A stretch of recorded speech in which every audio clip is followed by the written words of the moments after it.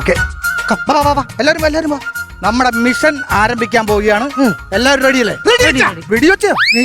റെഡിയച്ചാന്ന് പറഞ്ഞതാ. നമ്മുടെ mission flower tail ആരംഭിക്കാൻ പോവുകയാണ്. ഫ്ലവർ ടെയിലാ? അതെ, മിഷൻ പൂവാലൻ.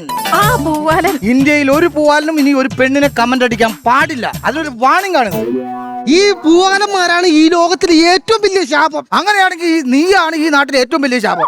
എടാ, നീ ഒടുക്കത്തെ പൂവാലനായിരുന്നില്ലേ? നീ ഇവളുടെ പുറകെ പൂവാലാട്ടി നടന്നപ്പോഴല്ലേ ഞങ്ങൾ എല്ലാവരും കൂടി തല്ലി ഇവളെ കെട്ടിച്ചത്. അങ്ങനെ കെട്ടിച്ചെങ്കിൽ എന്താ? മോക്ക് നല്ല കണിക്കൊന്ന പോലത്തെ ചെറുക്കനെ കിട്ടിയില്ലേ? പിന്നെ കണിക്കൊന്ന മുറ്റത്ത് ഇങ്ങനെ വെറുതെ നിക്കാന്നേ ഉള്ളു. പൂവിന്റെ ആവശ്യം വരുമ്പോ പുറത്തുനിന്ന് മേടിക്കണം. എന്തായാലും കാര്യങ്ങൾ നടക്കാനിട്ടല്ല. അത് വിട്. നമുക്ക് എനിക്ക് ടെൻഷൻ ആവുന്നു. നിങ്ങൾ എന്താ പ്ലാൻ ചെയ്യുന്നത്? അതായത് ഈ മിഷൻ ഫ്ലവർ ടെയിൽ എന്ന് പറഞ്ഞാൽ വളരെ ശ്രദ്ധിച്ച് ചെയ്യേണ്ട ഒരു കാര്യമാണ്. എല്ലാ ദിവസവും ഇവിടെ വരുമ്പോഴല്ലേ മോളെ അവൻ ശല്യപ്പെടുത്തുന്നത്. അപ്പൊ മോൾ ഇങ്ങനെ നിൽക്കുന്ന സമയത്ത് ആ പൂവാലം വരുന്നു. ഈ പൂവാലം വരുന്ന സമയത്ത് നീ എന്ത് ചെയ്യുന്നു? മൊബൈൽ ഫോൺ വെച്ച് ഷൂട്ട് ചെയ്യണം.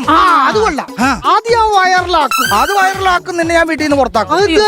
അത് വൈറലാക്കാനുള്ളതല്ല, അത് നമുക്കൊരു തെളിവിന് വേണ്ടിയിട്ടുള്ളതാ. കാരണം കാണിക്കൽ. അതെ, ഈ സമയത്ത് നീ എന്ത് ചെയ്യണം? ഞാൻ എന്ത് ചെയ്യണം? മുട്ടമ്പടിയായിട്ട് ആ മരത്തിന്റെ പുറകിൽ ഒളിച്ചിരിക്കണം. അപ്പൊ ആ പൂവാലം വന്ന് ശല്യപ്പെടുത്തുന്ന സമയത്ത് നമ്മൾ അടി തുടങ്ങും. ഞാനവനൊട്ട് പെരിക്കും. അപ്പൊ എനിക്ക് അടിക്കണ്ടേ? അതുകൊള്ള ഇവന്റെ കൂടെ കൂടി നീ അടി തുടങ്ങിയ 90 കടിക്കുള്ളു. അല്ല, ഒരു ഫുള്ള് മേടിച്ചാ 190 എനിക്ക് കിട്ടിയാ കിട്ടി.